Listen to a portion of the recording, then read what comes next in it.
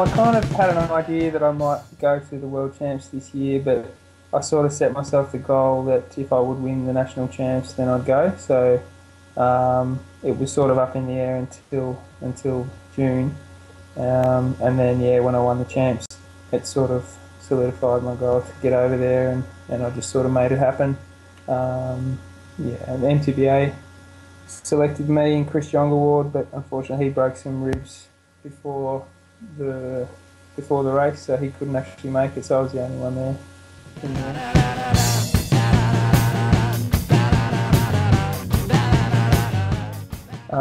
My preparation for Marathon Worlds was pretty short, I suppose. I went overseas 2 weeks before the race.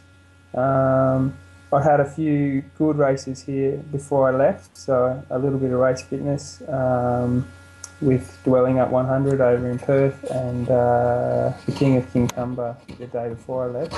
And I had 2 weeks over there to train and get used to the time zone and the conditions before the World Champs. I had the first week in Chamonix, which is in the Alps, and it's nearby the Mont Blanc, which is the highest mountain in Europe. And yeah, just visited a mate there and sort of did quite a lot of training, some pretty solid days, and got over the sort of jet lag and the fatigue of travel before going to Ornans, which is in the French Comté, which is a town of the Marathon Worlds.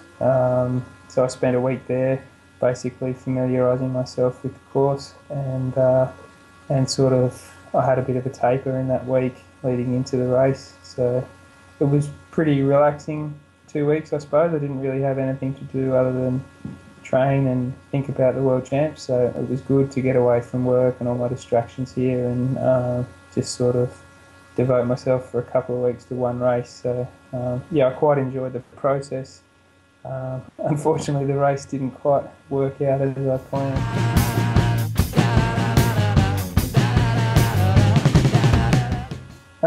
It was really muddy, so I knew it was quite a technical course. Well, it certainly had some very technical aspects to it. Also, even on the driest days, it was still muddy. Very rooty, slippery sort of rocks and mud.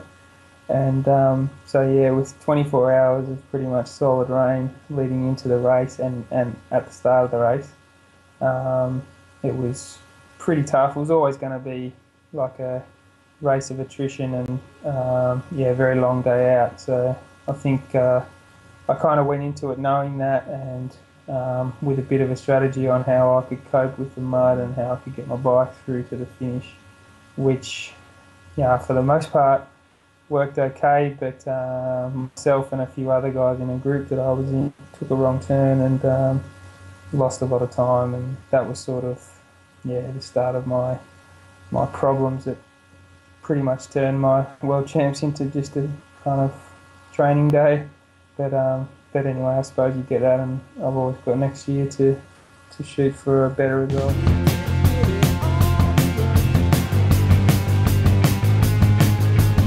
At that level, you don't expect to take a wrong turn. It doesn't happen that often here, even in smaller races, and it's definitely something that in the past, I guess I've been fairly good at avoiding. Keep riding with my head up and free riding the course.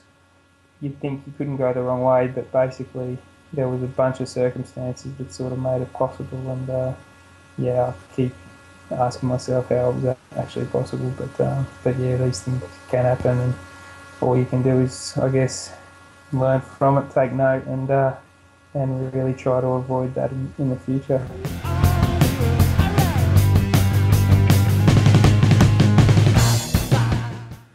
Yeah, he certainly wasn't on my radar. I wouldn't have bet on him for the win, but yeah, you got some guys there like Alexander Moose and Alvin Licata, Christoph Sauser. Yeah, these are strong guys that can ride in the mud like that. Yeah, I don't know much about Ilya, but I would have thought a Greek guy.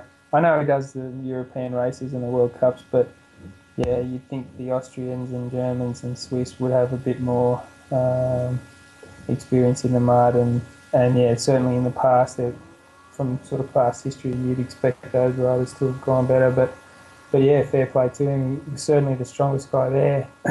He had a gap early, came into the first feed zone on a slow leaking tyre, changed the wheel, got back into the front group and then off the front before anyone sort of even knew what happened. So yeah, I think he had real good legs, but yeah, I guess that's the thing with the World Championships. You've got to go on that day with the good form and yeah, a bit of good fortune. And on a day like that, I think just holding it together was probably one of the biggest things. Like with so much mud and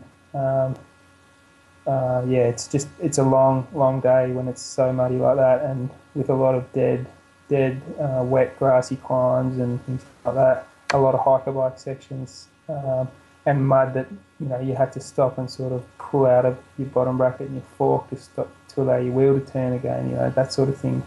So yeah, keeping your head's probably the biggest thing in a race like that. But yeah, having said that, I heard he had a pretty good pit crew that were running along next to him with a gurney, cleaning his bike. So certainly not sure about that exactly in terms of how fair or legal it is, but fair play to him. It sounds like he left no stone unturned. So. Well, sort of, I suppose, literally, yes. Having taken a wrong turn, and I managed to miss my feeders at the fourth feed zone, and so I didn't see them. I actually didn't see them since the first feed zone. I took a bottle at 10 k's and then did the rest of the race with no support. So certainly I was at a disadvantage, and that came about because I got my bottle at the first feed zone, and then because of the chaos in the convoy on the small roads with everyone trying to get to the feed zone, my guys missed me at feed zone 2, so they decided to sacrifice 3 and go straight to 4 to make sure that they didn't continue to miss me all day. And yeah, 4 was about where I took my wrong turn, and so we missed each other there, and then they spent the whole day looking for me, thinking that I'd crashed or hurt myself. So I didn't actually see them till I got back home that afternoon. So yeah, I think yeah, I feel like I've got a much better World Championships in me.